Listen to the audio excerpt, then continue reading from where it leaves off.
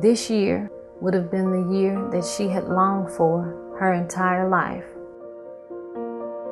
She would be a senior. She would have attended her senior prom. She would have been a debutante participant. She would be graduating.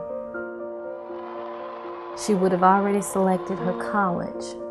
She would have celebrated her 18th birthday. But on October the 18th, 2012, Acasia chose not to wear her seatbelt. The choice ended her life. The scariest moment for me was walking down the steps of the funeral home to identify my daughter's body.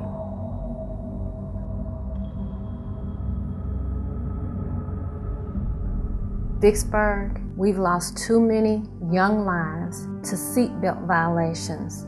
A change has to come. This is Cassandra Reed, and I'm saying, buckle up.